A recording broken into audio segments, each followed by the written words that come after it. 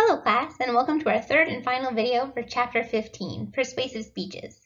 In this video, we'll be covering the different types of persuasive speeches, as well as the different types of organizational patterns we'll be using within this course. There are three types of persuasive speeches which we'll be covering in this video. The first is a question of fact, the second a question of value, and the third a question of policy. So let's go ahead and get started. The first type of persuasive speech we'll cover is the question of fact, which debates the factual nature of a topic. For an easy to understand example, let's use Santa Claus. So if we're debating a question of fact regarding Santa Claus, we would be debating whether or not he is or is not real. That would be a question of fact, whether or not something does or does not exist or has not happened. The second type of persuasive speech is a question of value, which debates the rightness or wrongness of an issue.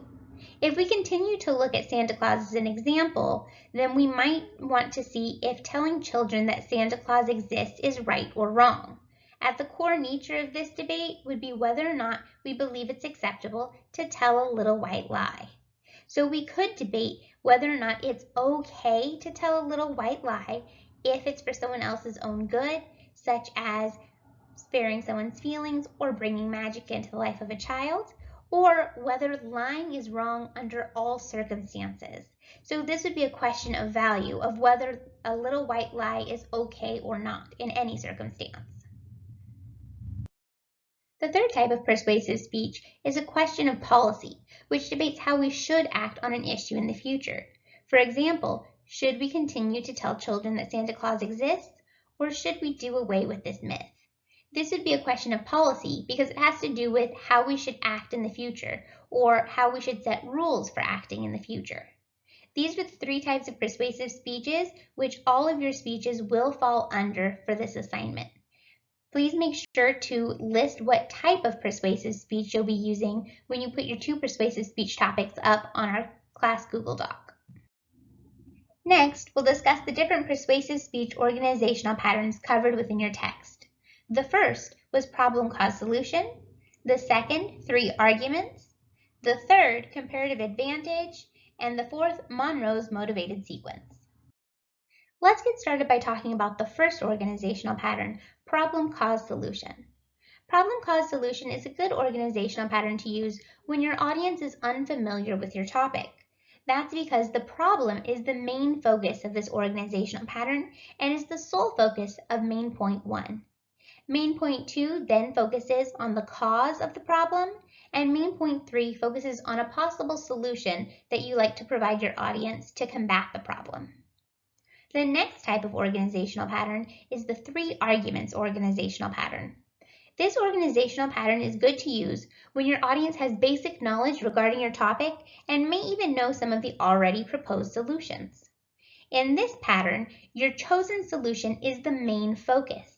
So you will present your solution within your thesis, and then your three main points will be three reasons why your solution is the best solution for the problem.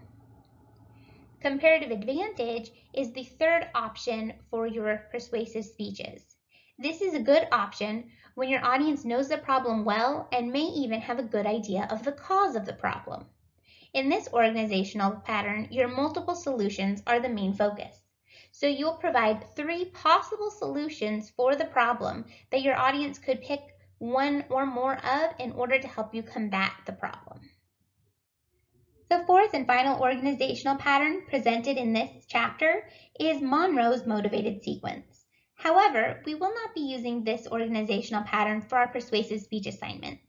The reason for this is Monroe's motivated sequence works best when you have 5 main points and more time to develop these main points.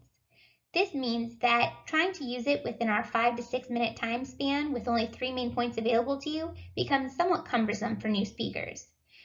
What would need to happen would be for step 1, attention, to be within your introduction, steps 2, 3, and 4 to be their own main points, and step 5 to be done well within your conclusion.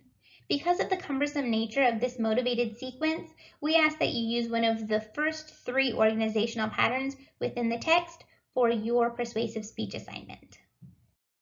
Okay, so that's it for Chapter 15. Let's go ahead and wrap up this section with a few reminders. First, each of you should have already turned in your 2 possible speech topics via our class Google Doc available to you on your Canvas course page. If you have not already done so, please make sure to do so as soon as possible, as your rough drafts are due Thursday by the beginning of class. As always, if your rough drafts are incomplete, please make sure to turn in what you do have for partial feedback and a possible partial grade. Next, please make sure to watch videos 1 through 3 for Chapter 16 on reasoning. This is important because we do have a final exam at the end of the semester, and I want you to be as prepared as possible. The best way to prepare for this is by watching the video lectures and then asking any remaining questions. For remaining questions, please move first to our discussion board. This is important because if you have a question, it's likely that many of your classmates have the same question as well. It's best if you can ask the question on the discussion board and I can answer for all students. Lastly, please remember I am available for Zoom office hours Tuesday and Thursday from 12:15 to 1:15 and available by email at all times. Thank you for watching Chapter 15 videos 1 through 3, and I hope you have a wonderful rest of your week.